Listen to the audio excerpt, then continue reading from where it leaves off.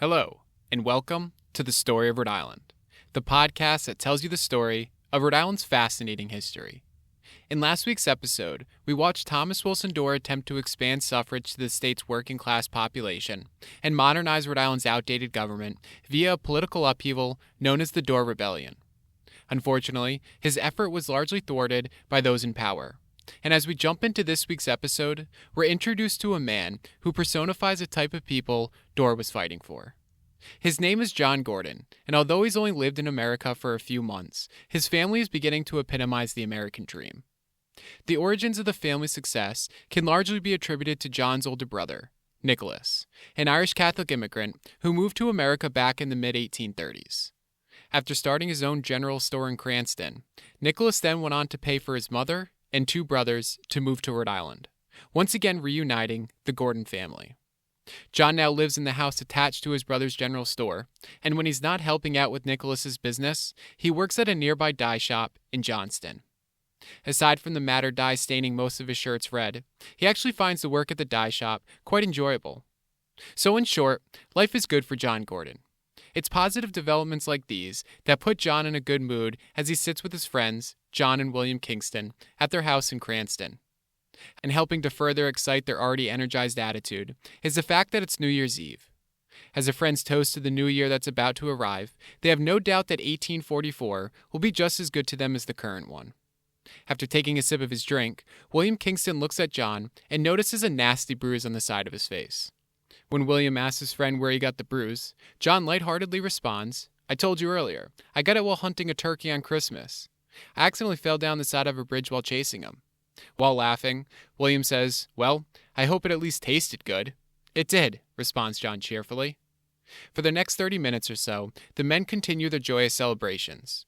But then, at around 7 o'clock at night, two of the Kingston sisters come rushing into the house. Without even shutting the door behind them, the older sibling shouts, "Did you hear about the murder?" Before John and the Kingston brothers can even say a word, the younger sister states how Amasa Sprague was murdered. Absolutely stunned by the news, John asks who did it. The sisters respond by saying they don't know yet, but that it was a really gruesome murder. Apparently, he was shot and then beaten to death. After hearing the news, John just stares at his friend in shock. He can't believe that such a powerful man has just been murdered. To give you a better idea of who Amasa Sprague is, or I guess I should say was, let's just say he was everything that John Gordon is not. Sprague was a longtime Rhode Island resident whose family has lived in America for over 200 years.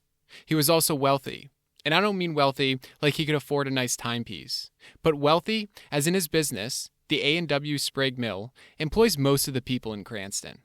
In fact, the village built around his factory is known as Spraguesville. And with his success came respect, a sentiment that the Irish Catholic Gordons are not familiar with. Because while Sprague's wealth continued to grow, so did the prejudiced feelings felt towards the state's Irish Catholic immigrants. Blamed for stealing jobs from the native-born citizens because of their willingness to work for such low wages, and stereotyped as a community whose obsession with alcohol leads them to commit most of the crime in the state, the so-called low Irish are far from being beloved. Therefore, when a man like Mr. Sprague is murdered, it not only causes quite a stir throughout the state, but also leads some to wonder if it was one of their Irish neighbors who committed the crime. Pretty soon, nearby Rhode Islanders will conclude that John teamed up with his brothers to commit the heinous crime, and the three brothers will be arrested for murder, thrusting them into a legal system plagued with the same prejudices felt throughout the state. And when the trial begins, the prosecution team will make it very clear that John is their primary suspect. And this once hopeful immigrant will go from believing he's taking part in the American dream to feeling as though he's caught up in a horrific nightmare. A nightmare that by the time it's over will end up taking his life. The heart-wrenching story of the unjust execution of John Gordon is what we'll cover in this week's episode of the Story of Rhode Island podcast.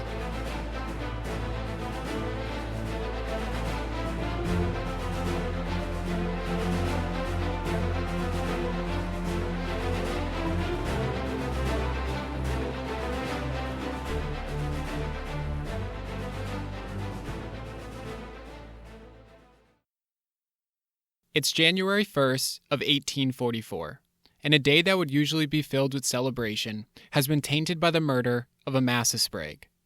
Attempting to process the violent crime while standing quietly in his brother's general store is John Gordon, Beside him are two of his brothers, Nicholas, the owner of the store, and William. While turning to his siblings, John asks a question that's being asked by everyone else in Cranston as well. Who on earth could have committed such a heinous crime? Without saying a word, Nicholas and William just shrug their shoulders and shake their heads in disbelief. Still in search of an answer, John tosses out the names of a few potential suspects, but once again fails to get a response. Realizing that neither of his brothers are interested in pondering the topic, John decides that he might as well get back to tending to the store. With the Sprague mansion being just down the road, he knows that people will likely swing by to grab a few household items after paying their respects to the family, so he begins stocking the shelves with dry goods. Nicholas follows his brother's lead and makes his way outside to tidy up the front of the store. Meanwhile, William states that he's going to head over to their mom's place so that he can look after her, as she hasn't been feeling well since Christmas. John waves goodbye to his brother and continues stocking the shelves while continuously wondering who on earth could have killed Mr. Sprague.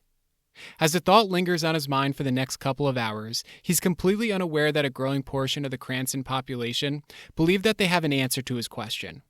Unfortunately, they all have their fingers pointed at him and his brothers. Although not a shred of hard evidence has yet to be discovered that would support such a claim, a past altercation between Nicholas Gordon and Amasa Sprague has brought them to this conclusion. The dispute started last June when Nicholas went to renew his store's liquor license. Although he wasn't too concerned about the process at first, that all changed when he found out that Amasa Sprague was blaming the sale of liquor at his general store for his factory workers showing up to work drunk. Before he knew it, Amasa, one of the most powerful industrialists in Rhode Island, was openly using his political power to prevent Nicholas from getting his liquor license renewed. And since the sale of alcohol was a key part of his business, this put Nicholas under a great deal of stress. Therefore, when his license was officially revoked, he was understandably enraged. In fact, he was so upset at the hearing that he pointed to Amasa and swore he'd get his revenge. With Amasa's murder occurring just months after the threat, people now believe that Nicholas teamed up with his brothers to kill Mr. Sprague. And so, while John stocks shelves at the general store, people are not so much asking who did it, but whether one or all of the Gordon brothers are guilty. John is made aware of this conspiracy that evening when the front door of the store swings open and Sheriff Jabez J. Potter is seen making his way into the building. Following the sheriff is his brother Nicholas, who is visibly shaking while standing there in handcuffs. John immediately asks what's going on and is harshly informed that he and his brother are under arrest. Before he knows it, he is in handcuffs as well, and the two men are being walked out of the store. Along the way, the sheriff sees the same bruise on his face that his friend saw the day earlier and asks where it came from. John, completely shaken up by the events taking place, struggles to gather his thoughts, but eventually states how he fell while hunting a turkey on Christmas. But Potter, having already decided that the Gordons are guilty, simply responds with a snarky sigh and assumes it took place during the murder. Then, another one of Potter's men returns from searching the store's attached living area and shows the sheriff a pair of wet boots. When the sheriff asks who owns them, John, not knowing what the boots have to do with any of this, states that they're his. Finally, following a nod from the sheriff, John feels one of the men roughly escort him out of the store and towards the local prison, initiating the nightmare that will eventually lead to his demise. Shortly after the Gordon brothers are arrested, things really begin to heat up. First, when William hears about his brother John and Nicholas being arrested, he panics and runs over to the general store to hide a pair of guns owned by Nicholas. Although owning a gun in 19th century America isn't anything unusual, in William's home country, it's rare for lower-class people to own a weapon, and anyone who does, while also being accused of murder, is almost guaranteed to wind up guilty. Unfortunately, as we'll soon find out, this decision will end up being a huge mistake and go on to haunt William for the rest of his life. Then, on January 2nd, the Court of Public Opinion begins prosecuting the Irish Catholic brothers. The Providence Journal, a newspaper whose lead editor, Henry Bowen Anthony, will eventually become a leading member of the nativist Know-Nothing Party, publishes an article explaining why the Gordon brothers are most likely the ones who committed the crime. With pressure mounting, law enforcement decides to arrest William Gordon as well. Now keep in mind, that means that the three Gordon brothers have been arrested without any hard evidence against them being uncovered. Therefore, when a gun that's believed to be the murder weapon is found at the scene of the crime, it's easy to understand how law enforcement's narrow-mindedness would automatically make them assume it's owned by one of the Gordon brothers. They then believe that they confirm that theory when they find out that Nicholas is a gun owner. To make it worse, since they're unable to find any guns at the Gordon store or home, they assume that the gun owned by Nicholas must be the one that was found at the crime scene. Then, while conducting that same search, they also uncover evidence that drives them to focus their efforts on John Gordon. The first is a shirt owned by John sporting a red stain that appears to be blood. On top of that, a set of footprints leading from the crime scene to the Gordon family store is discovered, and it just so happens that they're the same size as John's boots that were found when John and Nicholas were arrested. As news of the evidence leaks out to the public, pressure to prosecute the brothers becomes even more intense. This is further heightened when Amasa's brother, William, resigns his seat in the United States Senate and returns home to help with the investigation. Eventually, law enforcement and the prosecution team decide to have the three brothers tried by a grand jury. Following the hearing, it's decided that John and William Gordon will be put on trial for murder, and Nicholas bound as an accessory. And so, as we visit John in his cell on a January afternoon, we see a man fearing for his life. While sitting slouched over in his cold, stiff bed, Gordon thinks about his trial that's set to begin in early April. As he shakes his head back and forth, he continuously tells his team of lawyers standing in front of him that he swears on his life that he didn't do it. "I promise," he shouts. "I was with the Kingston brothers when Mr. Sprague was murdered. You can even ask them. It was their sister who told me about Mr. Sprague being killed." While swaying back and forth, Gordon places his head in the palm of his hands and begins to sob. Feeling sorry for his client, Thomas Carpenter puts his hand on John's shoulder and tells him that he believes him. Carpenter, an ardent supporter of the Dorr Reform movement and a brilliant lawyer who unsuccessfully ran for governor as an equal rights Democrat in 1842, is John and William Gordon's lead attorney. For years, he's watched Rhode Island's lower-class citizens be unfairly treated by the state's conservative Protestant community and is committed to doing everything he can to ensure the brothers receive a fair trial. Supporting him is Samuel Atwell, a man we briefly met in last week's episode. He too was a supporter of the Dorr Rebellion up until the draconian Algerine laws forced him to give up the fight.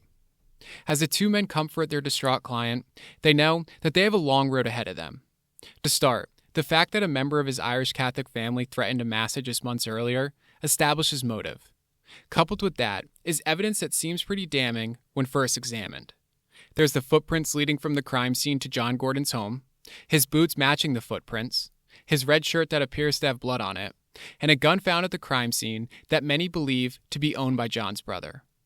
And to make it worse, Carpenter and Atwell have just been informed that acting as judge for the Gordon brothers' trial is Chief Justice Job Durfee. Durfee is an extremely conservative individual who fiercely opposed Dorr's political upheaval, and although he might not openly share the prejudiced feelings he has towards the Irish Catholic community, he undoubtedly looks down on them.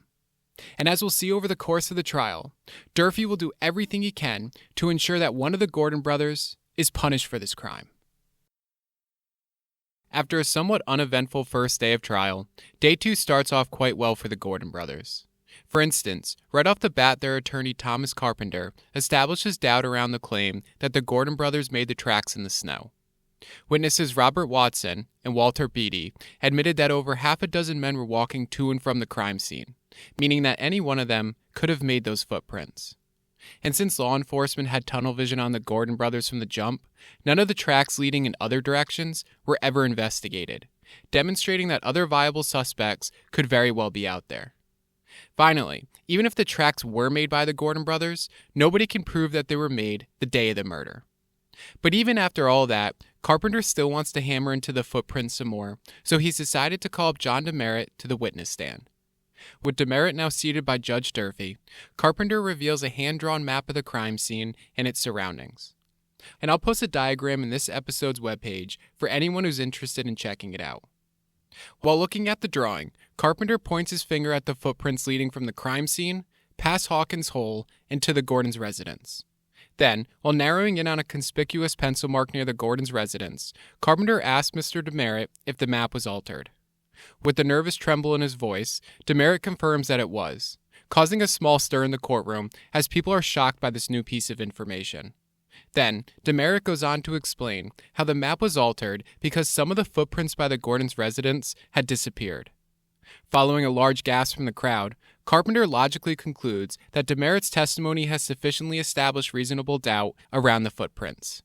However, deciding he isn't quite finished with the witness, he inquires about the boots that were found at Nicholas and John Gordon's home.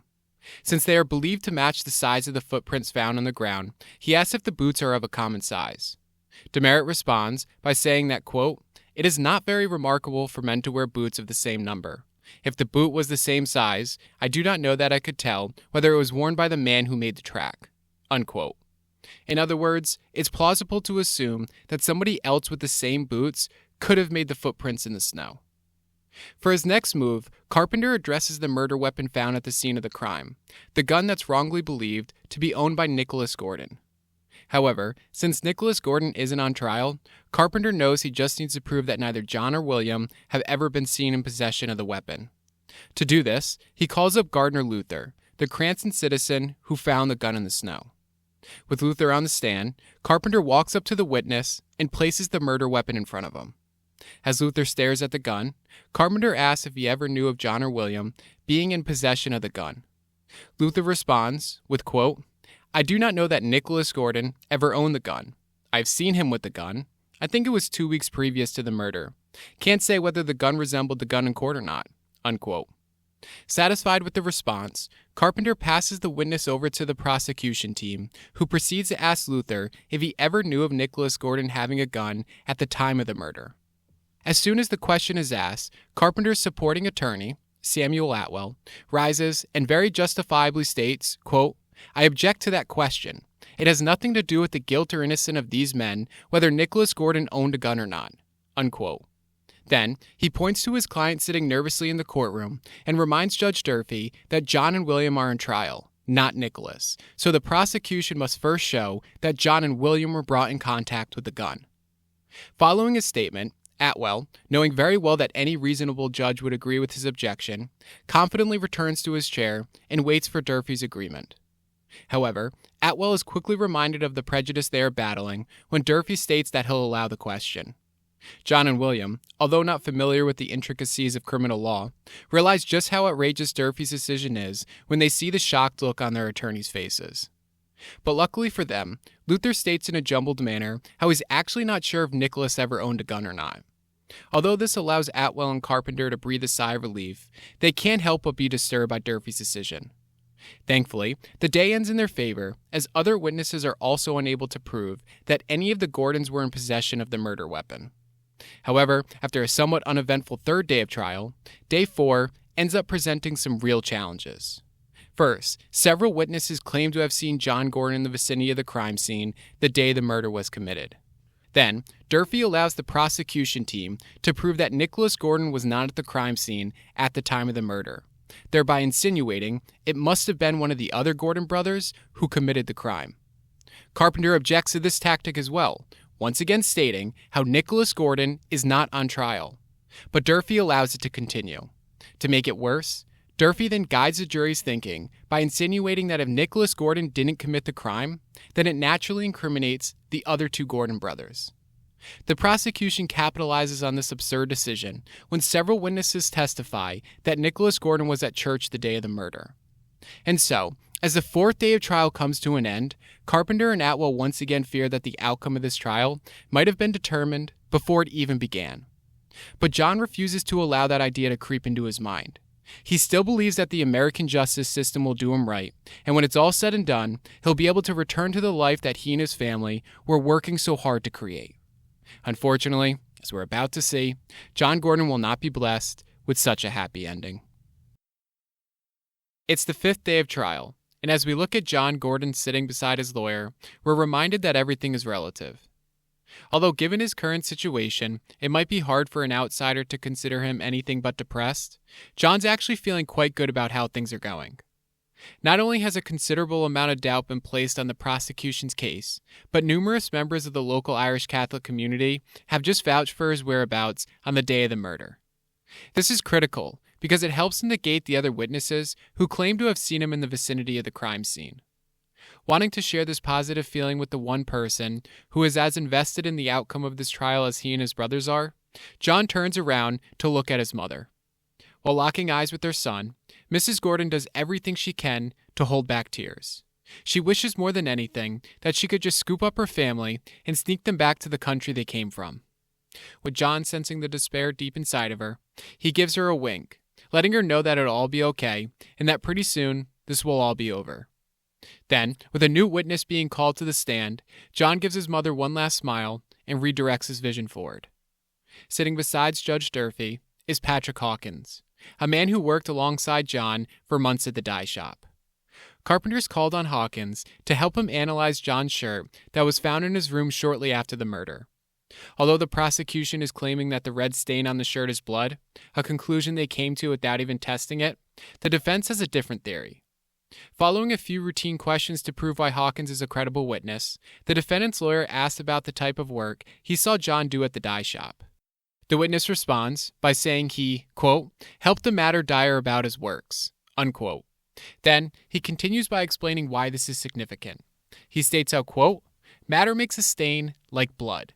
A man working there could not help staining his clothes, unquote.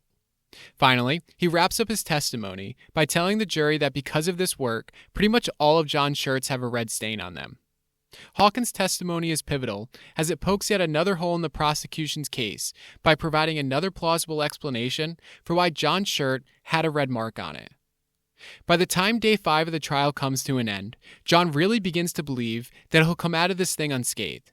And when one thinks about what his attorneys have accomplished throughout the trial, it's easy to understand why he would feel this way. Along with reasonable doubt having just been established around John's red-stained shirt, it's also been established with the murder weapon and the footprints. On top of that, several people have testified that he wasn't at the scene of the crime on the day of the murder. Over the next couple of days, his team continues their defense, and by the time they provide their closing arguments, John is even more hopeful than before. But unfortunately, along with being hopeful, John is also forgetful. It seems to have slipped his mind that he's living in a world that doesn't see him as an equal. Instead, John and his brothers are members of the so-called low Irish community that's believed to be a threat to their society. And since not one of the jurors is Irish Catholic, such a stigma is less likely to be refuted. Even Judge Durfee, the man who's supposed to be an unbiased overseer, is tainted by this prejudice. He proves this once again by giving weight to the prosecution's case right before the jury is about to be sent off to deliberate. First, he tells the jurors about the importance of circumstantial evidence, a core part of the prosecution's stance.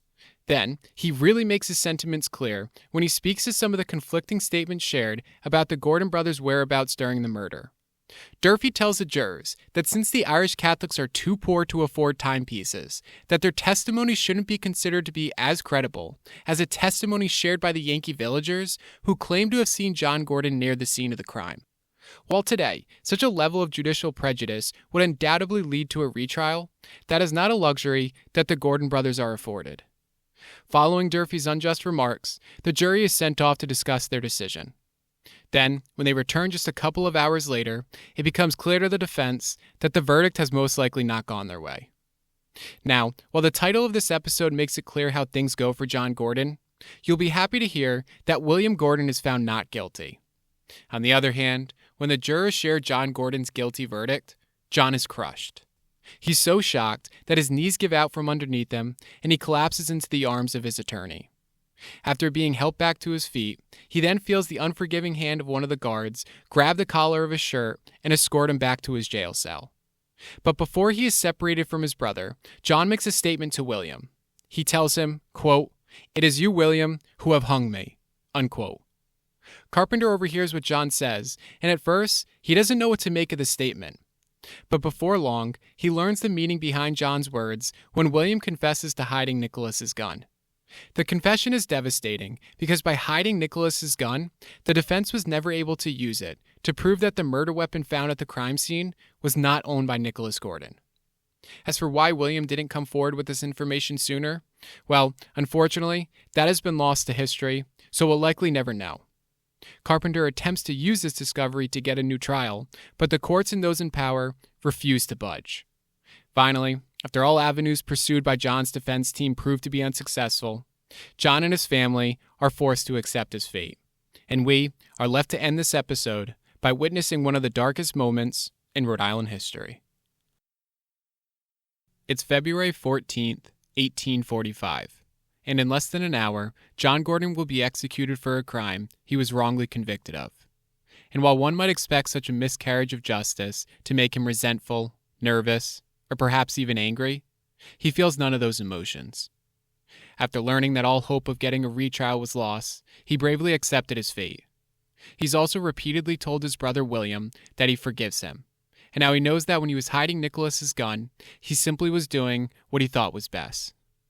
While calmly sitting alongside William and Father John Brady in his cell, we hear John recite the prayers that mean so much more to him now that he finds himself on death's doorstep. Then, at around 11 a.m., the sheriff walks over to John and lets him know that it's time. After serenely rising from his bed, he begins making his way towards the prison yard. On his way to the gallows, he comes across his brother Nicholas, who he hasn't seen in almost a year. As the two embrace each other for the last time, Nicholas begins sobbing uncontrollably, while John tells him to remain strong and to not let this weigh too heavily on him. Then, after giving his brother one last hug, he bids him farewell and walks out into a prison yard filled with 60 onlookers who have been allowed to attend his execution. With not an ounce of anger in his heart, he continues reciting his prayers while Father Brady walks beside him. Once at the top of the platform, a strong, frigid breeze brushes against Gordon's face.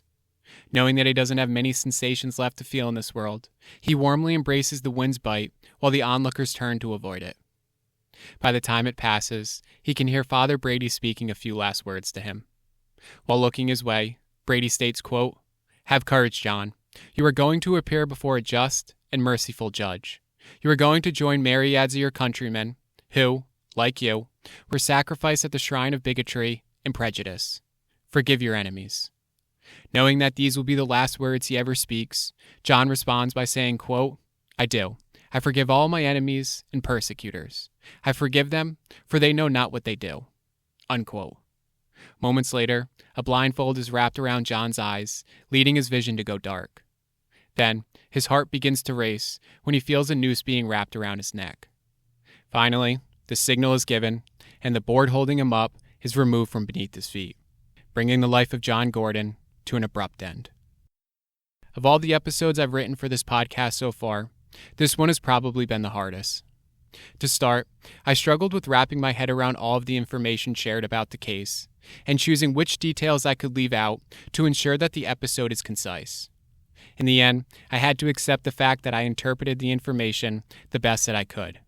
And as for this episode being a bit longer than most, well, I decided that I could spare a few extra minutes for a man who had his life cut so drastically short.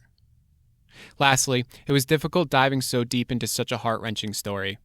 A story that only gets more depressing when one learns about what John's execution does to his family.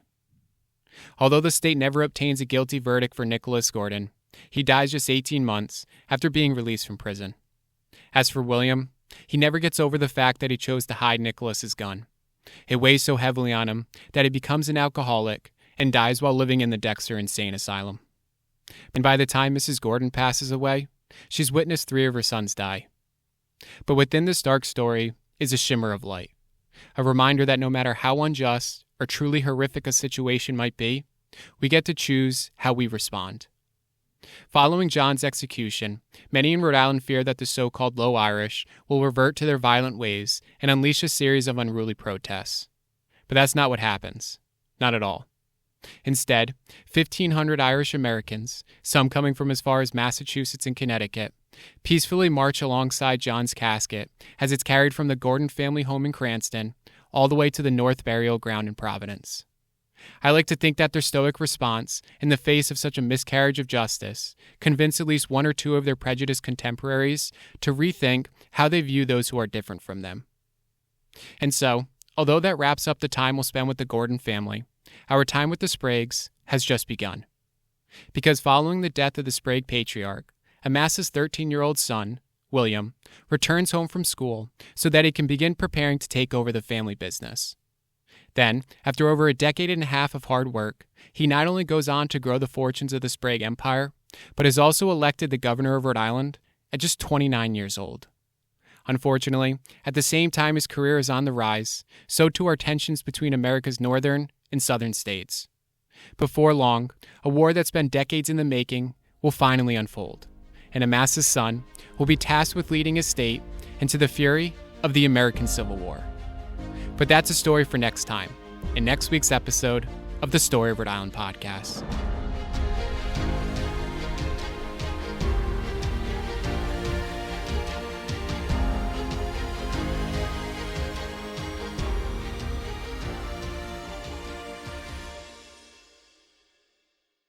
Thank you for listening to the Story of Rhode Island. If you enjoyed today's episode, please be sure to follow the podcast and leave a review.